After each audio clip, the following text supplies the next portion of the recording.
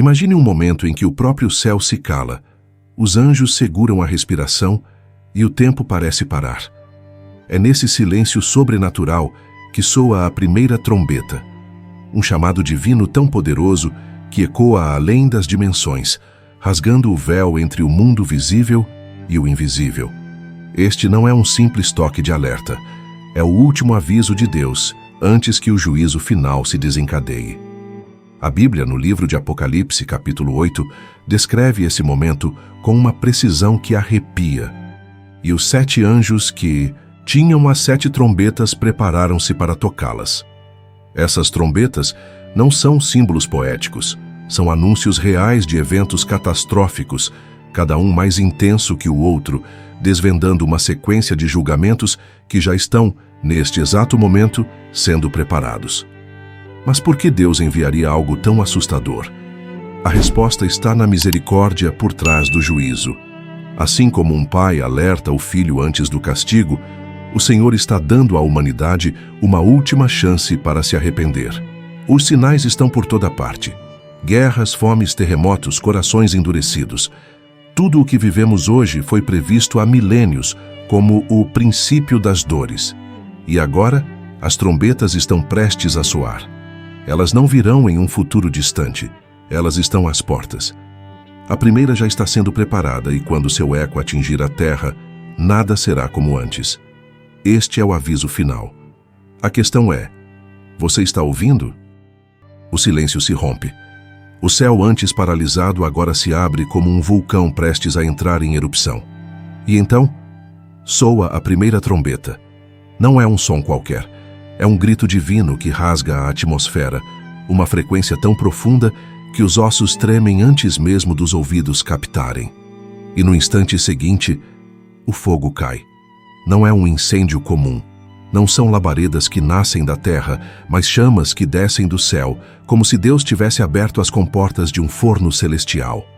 O livro de Apocalipse descreve com uma frieza que arrepia. E foram lançadas sobre a terra pedras de granizo e fogo, misturados com sangue. 1/3 das árvores queima. 1/3 da terra se transforma em cinzas. As plantações viram pó. O gado desaparece em meio a um inferno de fumaça e fuligem. Você já viu um incêndio florestal? Aquela parede de fogo engolindo tudo sem piedade? Agora imagine isso multiplicado por 1000, sem bombeiros, sem escapatória, sem explicação científica. A ciência vai chamar de evento climático extremo. Os governos vão culpar o aquecimento global. Mas você sabe a verdade, isso foi profetizado há 2000 anos. E o mais perturbador? Isso é só o começo, porque quando a primeira trombeta toca, ela não vem sozinha. Ela traz consigo um aviso silencioso, um eco que sussurra nos ouvidos da humanidade. Vocês tiveram tempo. Agora, o juízo começou.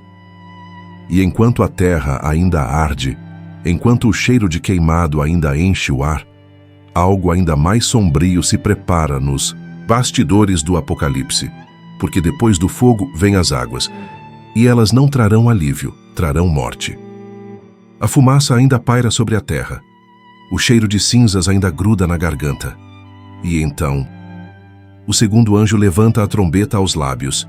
O som que sai dela não é um toque, é um gemido, um lamento profundo, como se o próprio oceano estivesse gritando antes mesmo da calamidade começar. E então acontece. Algo cai do céu.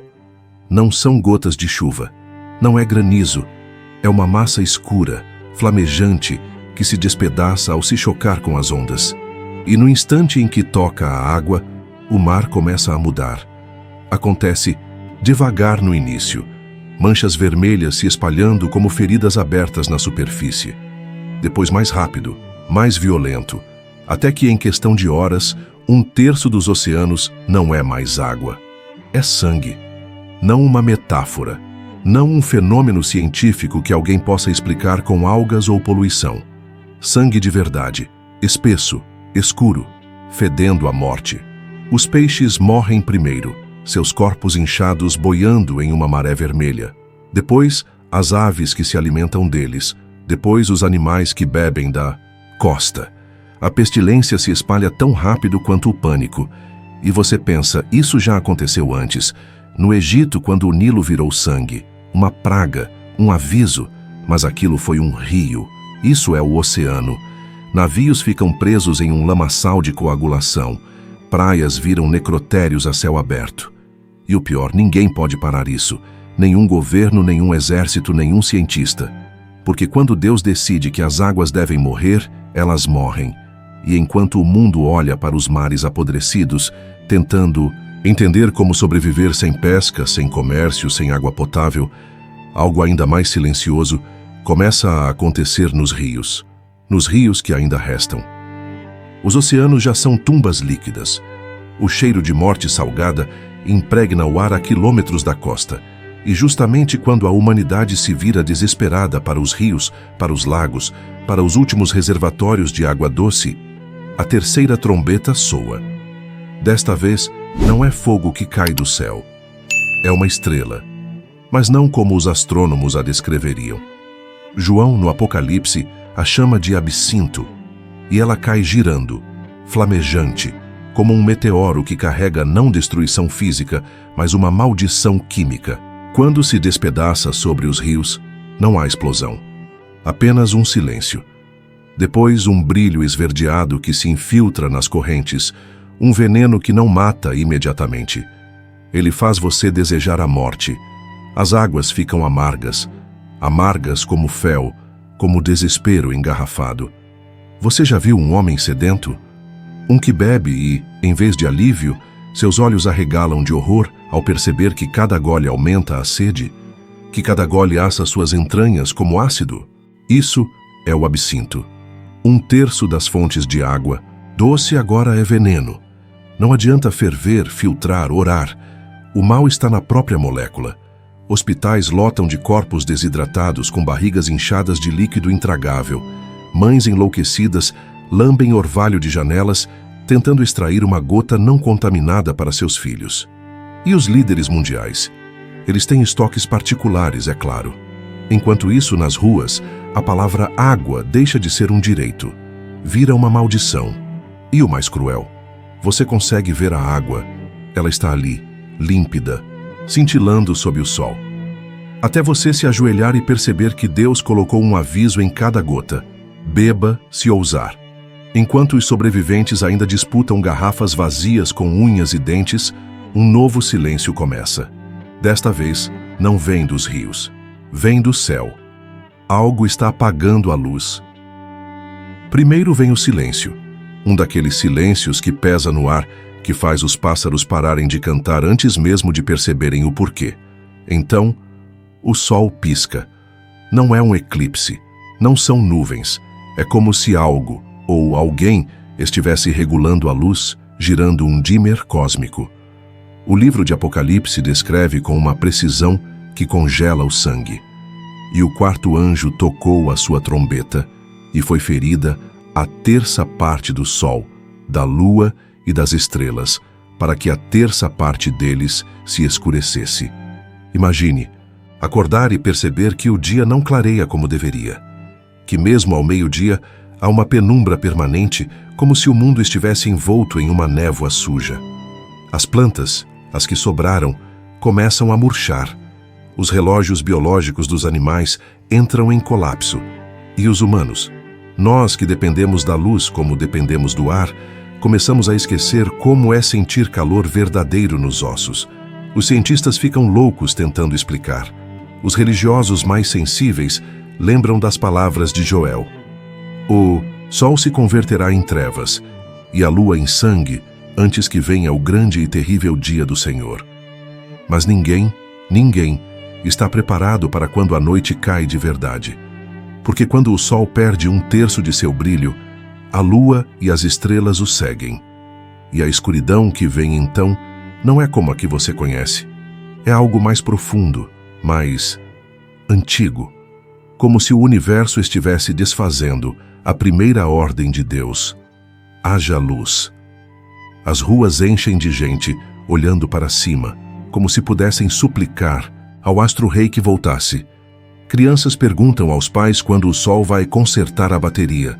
Os últimos geradores, movidos a combustível fóssil, rugem nas casas dos ricos, enquanto o resto do mundo aprende a viver na semi-escuridão. E então, nos lugares mais escuros, onde nem mesmo essa luz fraca consegue chegar, algo começa a se mover. Algo que estava esperando exatamente esse momento. Algo que prefere a escuridão, porque enquanto a humanidade tropeça na penumbra, em algum lugar entre o abismo e a realidade, uma chave está sendo virada. Uma porta trancada por eras está rangendo em seus gonzos, e o que quer que esteja do outro lado já está com fome.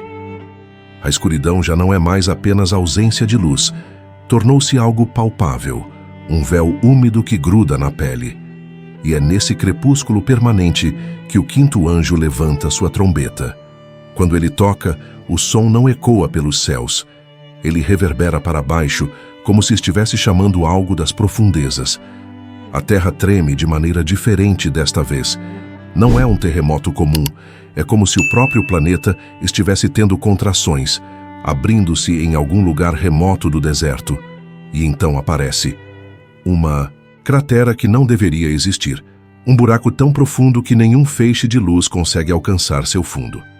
João a chamou de o Poço do Abismo, e agora ele está aberto.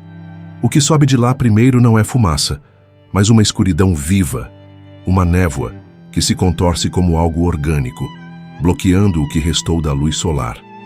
E dentro dessa névoa, movimentos. Vagos a princípio, depois cada vez mais nítidos. Figuras que não são totalmente sólidas, mas que certamente não são imaginárias. A Bíblia os descreve como gafanhotos, mas nenhum gafanhoto que você já viu. São criaturas do tamanho de cavalos, com rostos quase humanos e caudas como escorpiões. Seus ruídos, Deus, seus ruídos, soam como risadas abafadas, misturadas com o tilintar de armaduras. E eles têm um propósito claro: torturar.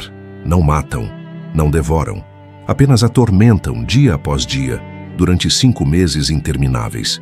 Seu veneno não paralisa o corpo, amplifica a dor, fazendo cada nervo gritar. As vítimas rolam no chão, arranhando a própria pele, implorando pela morte que não vem.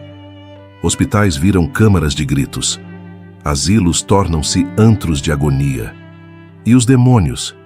Eles passeiam entre nós, invisíveis para alguns, nítidos demais para outros. O mais terrível? Eles não atacam qualquer um, apenas aqueles que não carregam o selo de Deus na testa. E de repente, em meio ao caos, fica claro: isso não é apenas tormento, é um teste, uma separação, uma demonstração cruel de que, quando o abismo se abre, só existem 2 tipos de pessoas no mundo: as que sofrem e as que assistem. Enquanto os últimos gemidos dos torturados ainda ecoam pelas ruas desertas, um novo som começa a surgir no horizonte. Desta vez, não vem de baixo, vem de longe, muito longe, como o troar de incontáveis cascos se aproximando. Os 5 meses de tormento terminaram. O silêncio que se segue é pior que os gritos. E então, você ouve, não é um som, mas uma vibração. Começa nos pés, sobe pelas pernas, faz os dentes rangerem. O chão está tremendo, mas não como antes. Desta vez, é ritmado, calculado, como passos, milhões de passos. O livro do Apocalipse fala de 4 anjos acorrentados junto ao rio Eufrates. Quando são soltos, trazem consigo um exército que a mente humana mal consegue compreender. 200 milhões de cavaleiros. Mas esses não são soldados comuns. Suas armaduras não refletem luz, absorvem-na. Seus cavalos têm cabeças como leões e de suas bocas saem fogo, fumaça e enxofre. Você já viu um formigueiro sendo destruído? Imagine agora que a humanidade são as formigas. Eles avançam como uma praga bíblica, mas com precisão militar. Nenhuma arma os detém, nenhuma fronteira os contém. Cidades inteiras são reduzidas a cinzas em horas. O ar fica irrespirável, não por fumaça, mas por algo pior: o cheiro do inferno trazido à superfície. As pessoas morrem, mas não como nos desastres naturais. Há um método nessa carnificina.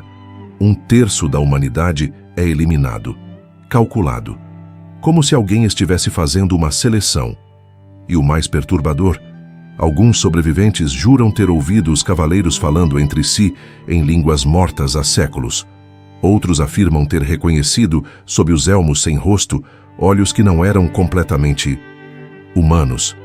Enquanto as últimas cidades queimam, enquanto o mundo se pergunta como reconstruir o que sequer consegue enterrar, algo estranho acontece nos céus.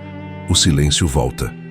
Mas não o silêncio do alívio, o silêncio da espera, porque faltava apenas uma trombeta, e quando ela soar, não haverá mais reconstrução, apenas um veredicto final.